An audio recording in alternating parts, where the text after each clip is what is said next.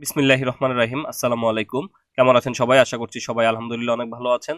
তো আমরা এই ভিডিওর মাধ্যমে দেখব কিভাবে হচ্ছে আপনার একটা কাস্টম ওয়াটারমার্ক তৈরি করবেন। আপনার প্রতিষ্ঠানের লোগো বা আপনার যেকোনো ছবি দিয়ে আপনি আপনার জলছাপটা তৈরি করতে পারবেন। তো আমরা নরমালি দেখি কি যেকোনো আপনার প্যাডের মধ্যে প্রতিষ্ঠানের প্যাড বা হচ্ছে লেটার হেডের মধ্যে এখানে পেজের মাঝখানে একটা লোগো দেখা যায় একটু মানে একটু ঝাপসা আকৃতির, ওইটা হচ্ছে জলছাপ বলো এটাকে। তো এটা কিভাবে তৈরি করবেন খুব ইজিলি আমি আপনাদেরকে দেখানোর চেষ্টা করব। তো এটার জন্য প্রথমে যে কাজটা করবেন আপনাদেরকে সরাসরি ইনসার্ট মেনুতে চলে যেতে হবে। ইনসার্ট মেনু থেকে দেখেন এখানে শেপ একটা অপশন পেয়ে যাবেন। শেপে যাবেন, শেপ থেকে হচ্ছে এখানে একটা রেক্টেঙ্গেল দেখতে পাচ্ছেন, রেক্টেঙ্গেল টুল, রেক্টেঙ্গেলটা নেবেন। নিয়ে জাস্ট আপনি পেজের যতটুকু অংশে হচ্ছে আপনি ওয়াটারমার্কটা রাখতে চাচ্ছেন অতটুকু জায়গা সিলেক্ট করবেন। ধরুন আমি এখান থেকে নিয়ে একদম এতটুকু পর্যন্ত জায়গা সিলেক্ট করলাম, যে আমার যে লোগোটা আমি অ্যাপ্লাই করব এখানে লোগোটা হচ্ছে আমার পেজের এতটুকু জায়গা পরিমাণে অ্যাপ্লাই হবে।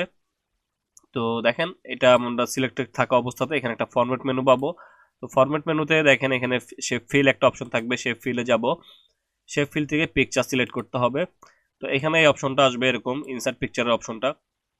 তো এখান থেকে হচ্ছে আপনার লোগোটা যে কম্পিউটারে যেখানে সেভ করা আছে আপনাকে ওই লোকেশনে যেতে হবে। তো এখান থেকে ফর্ম ফাইলে ক্লিক করবেন। করার পর আপনার পছন্দ অনুযায়ী লোগো সিলেক্ট করবেন। সিলেক্ট করার পর ইনসার্ট বাটনে ক্লিক করে দিবেন। তো ইনসার্ট বাটনে ক্লিক করে দেওয়ার পর হচ্ছে আপনার কাঙ্ক্ষিত লোগোটা এখানে ইনসার্ট হবে। ইনসার্ট হওয়ার পর দেখেন এখানে শেপ আউটলাইন দেখা যাচ্ছে। শেপ আউটলাইনটাকে আমাদেরকে নো আউটলাইন করে দিতে হবে। আপনারা চাইলে এই পয়েন্টারগুলো ধরে লোগোটাকে একটু মডিফাই করতে পারেন।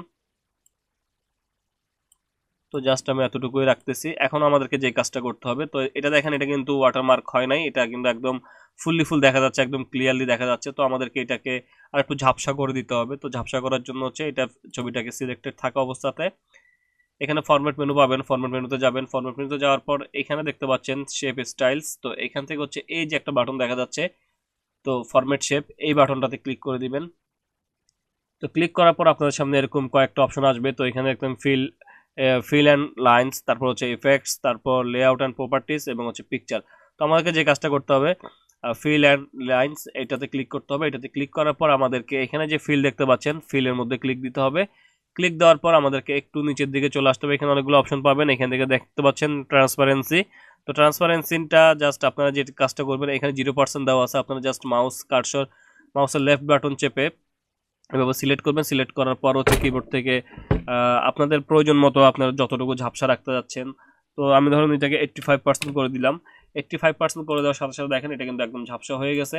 তো আপনারা চাইলে এখান থেকে এটাকে বাড়াই বা কমাই নিতে পারেন। যদি 70% করে দেন, দেখেন 70% 70% করে দিলে এরকম দেখা যাবে।